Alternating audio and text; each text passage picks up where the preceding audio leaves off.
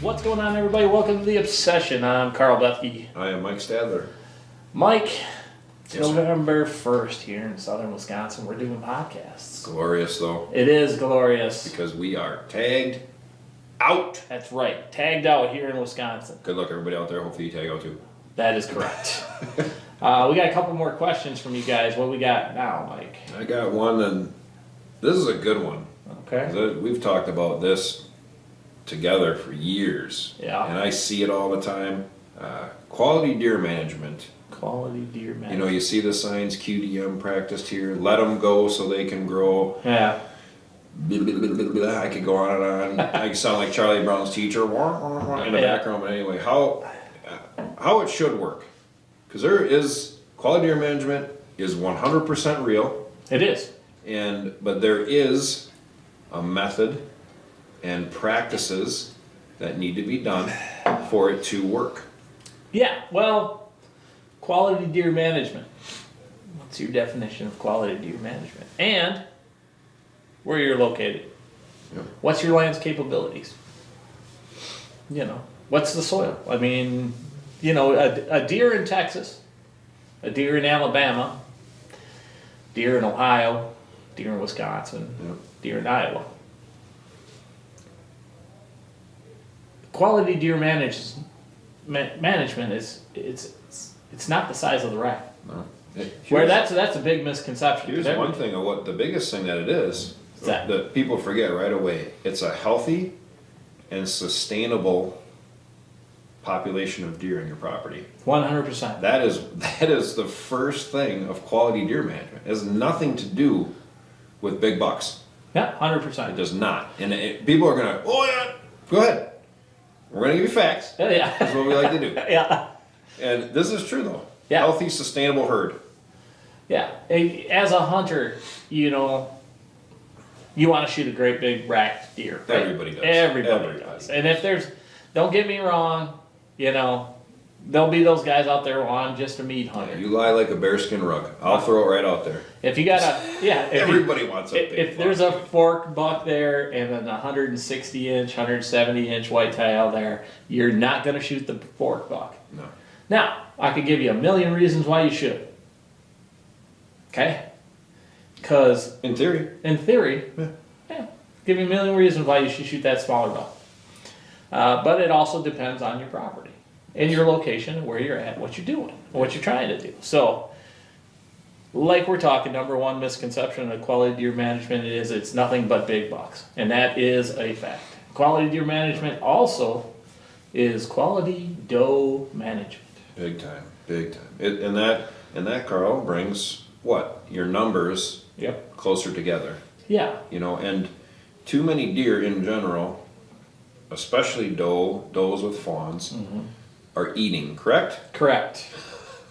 So, And a lot. depending upon your property, every property is different. My property is different to your property. Right. You can only sustain so much food for those deer. Yes. Now, don't get me wrong, they're going to get their food somewhere. Yeah. But if you want to keep them there, you have to keep your numbers to what your property can handle. Correct. To have a big buck. Yeah, no, that's true. And when they don't get their food someplace else, in other words, you start to get starvation and disease and everything in your herd, it starts to go down at a high rate of speed. Yeah. Your deer herd dissipates. Now, here in Wisconsin, we're very, very opinionated about our deer herd. And I had the discussion the other day with these guys. I hadn't met them before, but they hunt on my neighbor's property. Good guys. And they were telling me how there's not enough does and not enough deer in the valley we're out. And I kindly explained to them that you are very, very, very wrong. Yeah. And the landowner was standing there with me as we explained to them that there's plenty of does in that valley, and there's probably too many. It's too many does. And we need to take some out. I sat one night, I can just recall one night this year on your property, in one location, Yeah. and I counted 16 different antlerless deer. Yep. They were different. Yep. I watched the ways they came from. I watched where they all went. A lot of them stayed in front of me. That was 16 in one spot. 72 acres. Yeah. That's too So, many deer. There's 16 deer right there. There's more than 16 deer on the property, Oh, yeah. you know. And now that varies at any given day. Well, that same night, But- how many did I see? Yeah. So there was over 20 Yeah. on the property. Antlerless deer. 20 doe, 20 deer on that property. The property can't sustain that, No. you know. For a while it can, and then they're going to go away, Yeah. Yeah. you know. And then your whole objective Right. is now shot. Right. Quality deer management, if you guys look it up, is more about exactly what Mike was saying. It's so, having a sustainable deer herd and actually having a healthy deer herd. It's very important to do that. Now, the big bucks come, but the big bucks come with good neighbors. Quality deer management on smaller properties like Mike's or mine without good neighbors won't make a difference at all. It doesn't matter. Because I could be letting every 2.5, 3.5, and 4.5-year-old buck walk, and my neighbors are shooting every one of them. And more power to them; they pay their taxes. Thanking you know. for it, yeah. Yeah, and it is what it is. Yeah, you can't control. You're a slave to your neighbors. We've said it a million times. Yeah, and I mean, we're fortunate enough. We got some pretty good neighbors, and some pretty good areas. But when you guys buy land, that should be the number one thing you should be looking at is your neighborhood and the deer herd in your neighborhood. Also, educate yourself on the location. And, what can you do with the property? Mike's soil here is a little bit sandy in spots and really good in other spots. Yeah. Where you go to my place and it's a little bit clayey in certain spots and really good in other spots. And you have to figure out what you can put in there for food to actually help your deer herd, sustain your deer herd, and how many animals do you want to hold on the property? Right. All of that. So there's a lot of educating yourself on quality deer management. A lot of that involves too. I filmed a hunt several years back. That fork tank we call him. I burned my buck tag on him. Oh, I mean, he's a big deer. Big deer. Yeah. A 4-point rack. Yeah. Fork 2x2, whatever you want to call them. Yep. Big. We figured 4.5 or older. Yep. Buck. I watched him with my own eyes beat up a 150 plus class 10 pointer on a hot doe. Ran him off. And That deer walked right past that doe. Yep. I called him to me and I killed him. Like that deer needed to go away. He was aggressive all the way around, and he was aggressive throughout his entire life. Yeah. So he needed that. So there was my buck tag. Yeah. And I just watched, like I said, a 150-inch 10 pointer in the field. Right. He ran off. But I'm like, that deer needs to go away. And we the two of us were together on the same deer. We made a mistake on him earlier. Yeah. And let him go thinking he was just a small racked deer. Yeah. He was a small racked deer, but a big old deer Oh yeah. that needed to go away. And we said when he walked away, because we have it on film, like we should have killed that deer. Yeah. He was. Yeah. He dressed over 200 pounds That deer was as a fork. yeah, just a big deer. And that's part of your quality deer management. Yeah. If you want to grow bigger bucks, inferior bucks need to be taken out. Yes. But everybody's like, well, I'm going to burn my tag on that Oh, of course. and take down your quality deer management sign. Yeah. And don't. You have to assess. You have to assess your deer herd. Are you trying to produce 170, 180 inch racks deer? Is the majority of the genetics in your area mainframe 10, or is it a mainframe 8? Right. Because I'm going to tell you guys right now, it takes a lot of 8-pointer to make 140 inches. It does. Mike's the 8-point king. I am call him the 8-point king. I like to call myself the 8-point king. And I have he's some big boy 8 points. He does have some big boy 8 points. But I will tell you that, the majority of the 8 points that Mike has shot are that 125 to 130 range, and he's got a few that are 140 to 160. Yeah. Say a big 8 to get up to that. A big 8-pointer. A lot of people, they aren't going to shoot those. I don't want those 8s. I got to get them out of here. I tell you what, you give me a call, give me a number. You got a 140 to 160 inch 8-pointer, I am more than happy. I'll be there. To come every day. over. I will shoot him for you. Oh yeah. Yeah. Well, I just shot 125, 130 inch 8-pointer. Great I'm not buck. sure. Yeah. Cares. How did it score, Carl? I don't know. Correct. We don't care. Yeah. He was coming across the field. I'm like, I don't care. Yep, he's Right. getting dead. Right. Yeah. He'll be on the wall. Yeah. That's where he'll be. Welcome to the Wall of Fame. But Yeah, it's a lot of factors with the quality deer management. Like, we could go on with this forever, but just a few of the key ones, yeah. you know? Now, well, here's one thing I want to say about quality deer management. If you are following quality deer management, you're not any better than anybody else. No, that's true. That drives me nuts. That's a big one. I hear it all the time. Well, I'm a quality deer manager. Well, good. Cool, that's awesome. Yeah, but are you doing it correctly? Number one. Right. Number two, and my view on it too,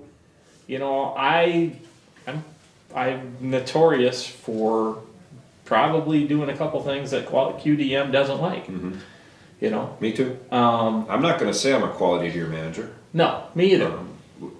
I would say you and myself are property managers of our own property. Yeah. And that's what we try to maintain. We try to make our properties as good as they can be for our deer herds, for healthy and sustainable deer herd. Oh, 100%. So which is still the biggest part of, the deer herd or the deer management part of it, If everybody did it, people don't understand how good it would be. Oh my God. For everyone. Like the state of Wisconsin. I agree 100% with that. Oh, the state of Wisconsin, if we ran a management program and everybody actually abided by it, if the DNR said, okay, a point restriction. yeah.